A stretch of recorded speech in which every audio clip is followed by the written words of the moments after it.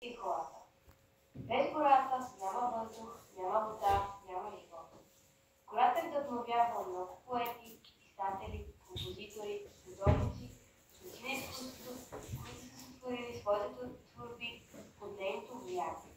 Гората намира централно място и възпята в народното творчество. С много любов тя е наричана майка закрилница, майка кърмилница. Гората е като библиотека. Подобно на библиотека, гората пази безброй истории, мъдрост и знания.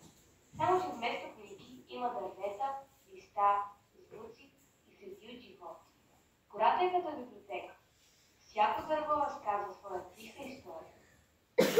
Национален парк Пирин. Парк Пирин или Национален парк Пирин, както официалното му наименование, е създаден през далечната 1962 година.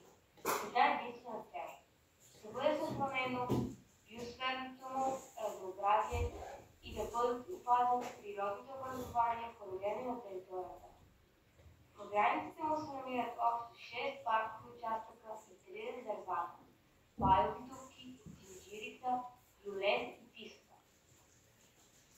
Биоразнообразие в Пирин. Национален парк Пирин. Дом на изключително биоразнообразие. Когато говорим за хармония с природата, Национален парк Пирин е един от символите на България за добре съхранена природа и биологично разнообразие.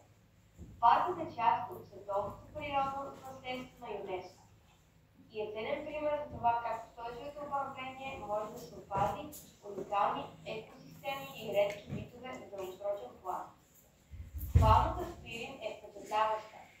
Почти 2981 вида безгръбначни и 240 вида гръбначни животни, включително 166 вида птици и 50 вида бозани.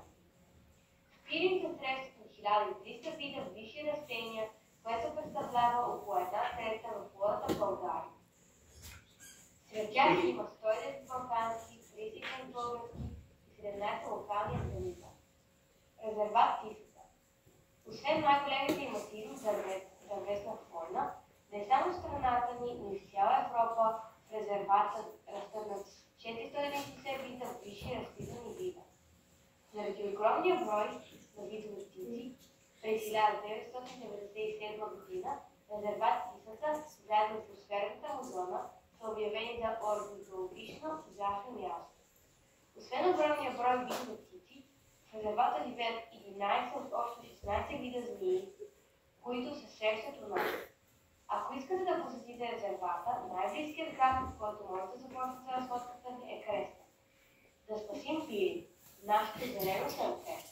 Да спасим нашата Пирин планина от пожари. Пирин е младостта на България. Дом на вековни гори, кристални езера и редки животни. Но всяко лято тя страда от пожари, причинени от човешка невремие. Една искра може да унищожи стотици декари живот. Нека бъдем отговорни. Не свърли басма в природата. Не пали огън извън определените места. Подай сигнал при първите им или план. Помоги да опазим нашето зелено съкровище. Пирин е нашата планина, за да се защитим за нас и бъдещето. Тайнственият Пирин. Пирин крие в себе си не само величествени пейзажи, и богата природа на мистични истории, предавани от поколение на поколение. Легендите, свиващи върховете, често разказват за изгубени съкровища, необясними явления и срещи с свръхестествени същества.